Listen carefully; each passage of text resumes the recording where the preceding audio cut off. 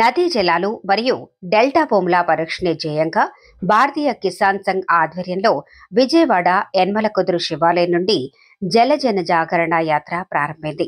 ఈ యాత్రలో రైతులు పెద్ద సంఖ్యలో పాల్గొనడం విశేషం.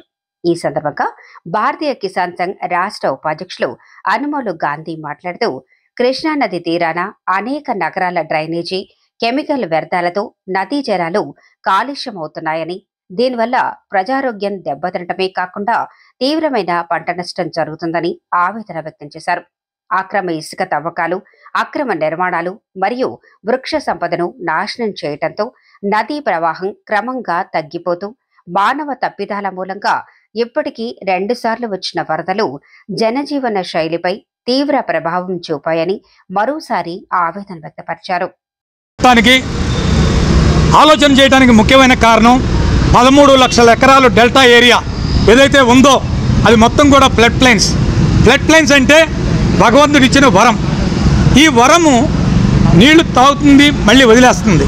రెండూ కూడా చేయగలిగిన ఈ ఫ్లడ్ ప్లైన్స్లో ఇవాళ మరి మహాబలేశ్వరంలో నది పుట్టిన కాడి నుంచి కూడా అనేక నగరాల పొల్యూషన్, పూనా కానీ, కెమికల్ ఇండస్ట్రీస్ యొక్క పొల్యూషన్ కానీ, అలాగే హైదరాబాద్లో ఉన్న మూసీ యొక్క పొల్యూషన్ కానీ, ఈ రకంగా అన్ని రకాల కర్నూలు కానీ, అలాగే ఏదైతే సిమెంట్ ఫ్యాక్టరీల యొక్క ఫ్లై యాష్, ఇలాంటి కెమికల్స్, అలాగే అగ్రికల్చరల్ పొలాల్లో ఏదైతే నియంత్రించబడిన గడ్డి మందులు కొడుతున్నారో వాటి యొక్క పొల్యూషన్ కానీ, ఈ వాటర్ అంతా విజయవాడ చేరి విజయవాడతోనే ఆగకుండా పయనిస్తూ ఇవాళ అక్కడి నుంచి విజయవాడ నుంచి కూడా కాలువల ద్వారా, అంటే కాలువల్లో మొత్తం డ్రైనేజే, విజయవాడ డ్రైనేజే, అటు బందర కాలువ కానివ్వండి, ఇటు ఏలూరు కాలువ కానివ్వండి, ఇటు రవేస్ కాలువ కానివ్వండి, ఇటు బకింగ్హామ్ కెనాల్ కానివ్వండి, మొత్తం కాలువలు కానీ, కృష్ణా నది కానీ మొత్తం కూడా పొల్యూట్ అవుతున్నాయి. ఈ పొల్యూషన్ నదిని, నీళ్ళని పాపం ప్రజలు కింద దిగటం అంటే, తాగటం అంటే అది ఒక సంక్షిప్త పరిస్థితి.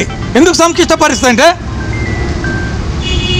మరి ఒక పక్కన ఆ పొల్యూషన్ అనుకుంటే అంతకన్నా పొల్యూషన్ దగ్గర కింద ప్రాంతం దెబ్బతింటుంది. ఇవాళ కింద ప్రాంతం ఎంత ప్రమాదంలో ఉందంటే, ఆ రోజున ఏలూరులో 500 మంది ఇన్పేషెంట్లుగా చేరాల్సి వచ్చింది. సిక్ అయ్యారు, 100 మంది పైన ఇన్పేషెంట్లుగా చేరాల్సి వచ్చింది. అలాగే గుంటూరులో 124 మంది పేషెంట్లు రిస్క్ అయింది, కానీ 3 చనిపోవడం కూడా జరిగింది. అంటే ఈ పొల్యూషన్ రోజు రోజుకి పెరుగుతుంది. ఎందుకు జరుగుతుంది? గత 50 సంవత్సరాల ముందు ఈ నది పారింది కాదా? మరి ఏ సముద్ర తీర ప్రాంతం ఉందో దానికి 40 కిలోమీటర్ల దాకా ఉప్పు నీరు వచ్చేసింది. ఒక పక్కన అండర్ గ్రౌండ్లో 100 కిలోమీటర్ల దాకా ఉప్పు నీళ్ళు రావడం జరిగింది. మరి ఈ దౌర్భాగ్య స్థితి క్రియేట్ అవుతుంది.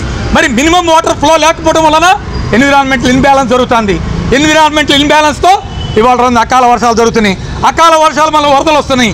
ఆ వరదలను కూడా ఇవాళ రోజున 2 రకాల వరదల్ని ప్రకృతి మనకు చూపించింది. నీకు రాబోయే కాలంలో నీ డెల్టా ఉండదు అని నీకు సూచనగా 2 వరదలు చూపించినాయి.